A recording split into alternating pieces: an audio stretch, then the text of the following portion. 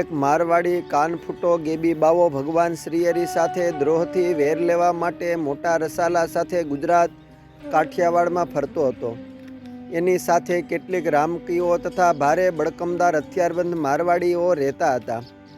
ઢોંગ ધતિંગ કરી અને સિદ્ધાઈની મોટી ડીંગ મારી તે ભોળા લોકોને બહુ ભરમાવતો હતો. કરામતોને કામણ ટુમણ કરી કેટલાક તેના હથિયારબંધ મોટી દાઢીવાળા અડબંગી ચેલાઓનો ભયંકર દેખાવ જોઈને ભલભલા લોકો ગેબી બાવાથી બહુ ડરતા. શેઠ સાહુકાર અને રાજાઓ પણ તેની કપટમય ઇન્દ્રજાળથી ભયભીત બનીને મોઢે માગી ભેટો ધરતા હતા. તે ગેબી ફરતો ભાવનગર ગયો. ત્યાં મહારાજા વજયસિંહ પાસે પણ યુક્તિઓ કરીને ઘણી સાધન સામગ્રી મેળવી. પછી દરબારશ્રીના દીવાન વગેરે અધિકારીઓએ ગેબીને શીખવું કે આ દેશમાં એક સ્વામિનારાયણ કહેવાય છે, તે ભગવાન થઈને ફરે છે. લોકો તેને બહુ જ માને પૂજે છે. એથી તેની પાસે ઘણું ધન છે. એને કોઈ પહોંચી શકતું નથી. તે ગઢડામાં રહે છે ને સાથે ફક્ત સાધુઓ હોય છે. આંકડે મધ ને વળી માખો વગરનું એવું છે. માટે ત્યાં જઈ તેની પાસે તમને મોં માગી દક્ષિણા ને ધન મળશે. આથી તે વૈરાગી ગેબી બાવો તુરત જ 400 બંદૂકધારી મારવાડા સાથે લઈ ભાવનગરથી ગઢડા આવ્યો અને ગામ બહાર તંબુ, ડેરા, રાવટી વગેરે ઊભા કરીને તેમાં ઉતરો.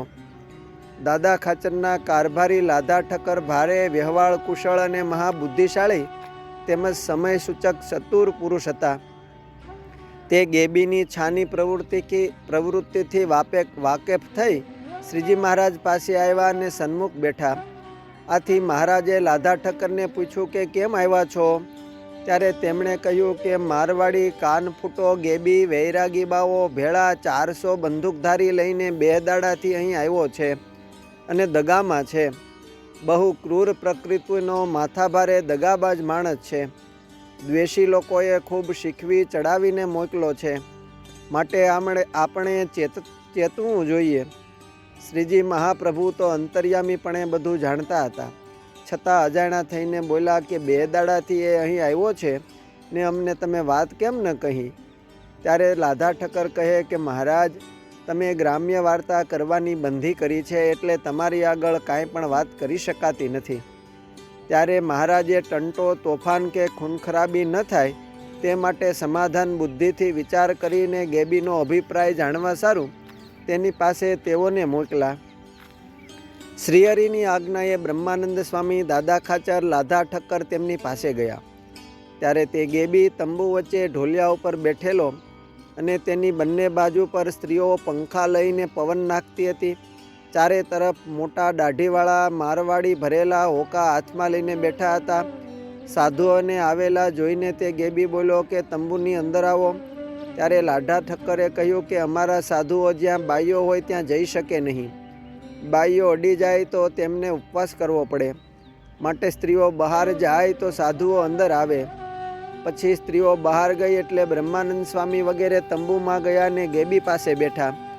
પછી બ્રહ્માનંદ સ્વામીએ વાત શરૂ કરી કે જુઓ, અમે તો શાસ્ત્રમાં કહેલ અષ્ટાંગ બ્રહ્મચર્ય પાળવું વગેરે બધા ધર્મ નિયમો બરાબર પાળીને લોકોને સદબોધ આપીએ છીએ. અમે કોઈની નિંદા કર્યા વિના તેમજ કોઈને બોજારૂપ થયા સિવાય શાંતિથી ભજન કરીએ છીએ. ત્યારે ગેબી ઉતાવળો થઈને વચ્ચે બોલી ઉઠ્યો કે તમારું નામ શું છે? ત્યારે બ્રહ્માનંદ સ્વામીએ કહ્યું કે મારું નામ બ્રહ્માનંદ. ત્યારે ગેબી કહે બ્રહ્માનંદ સમજા. બોરડીને 2 કાંટા, એક સવળો અને એક અવળો. તો જો સ્વામિનારાયણ રામ થાય તો હું તેની પાછળ રાવણ થાઉં, ને જો સ્વામિનારાયણ કૃષ્ણ થાય તો હું તેની વાંસે કંસ થાઉં, ને આકાશમાં જાય તો હું આકાશમાં જાઉં. એ પાતાળમાં પેશે કે જળમાં, અગર અગ્નિમાં પેશે તો હું અગ્નિમાં પેશું. બોલો બ્રહ્માનંદ. એ સ્વામિનારાયણ ઘેલાને ઓલે કાંઠે ડેરી છે તે આ કાંઠે લાવે છે કે હું લાવું? એમ કહીને ગેબી બોલો રામો રામ, ભરો હોકા એમ બોલ્યો એટલે ચોતરફ બેઠેલા મારવાડા રામો રામ કહી હોકા પીવા લાગ્યા. અને એ રીતે વારંવાર પરસ્પર રામો રામ બોલી હોકાની ભારે ગડગડાટી બોલાવી. ત્યાર પછી તે ફરીથી બોલ્યો, આટલા દહડા સ્વામિનારાયણ બોરડીએ ચીર્યા છે, આટલા દાડા સ્વામિનારાયણ બોરડીએ ચીર્યા છે ને આજ તો શિંગાળા મળ્યા છે, તે સ્વામિનારાયણને હું નહીં છોડું. એનો કૂડો સ્વભાવ જાણીને સદગુરુ બ્રહ્માનંદ સ્વામીને લાધા ઠક્કરે મનમાં જાણ્યું કે આ તો મહાભિમાની અને મૂર્ખ છે, તે કોઈની વાત સાંભળે તેમ નથી. એમ જાણીને ત્યાંથી ઉઠીને દરબારગઢ પરત આવીને શ્રીજી મહારાજ પાસે આવી બધી વાત કહી.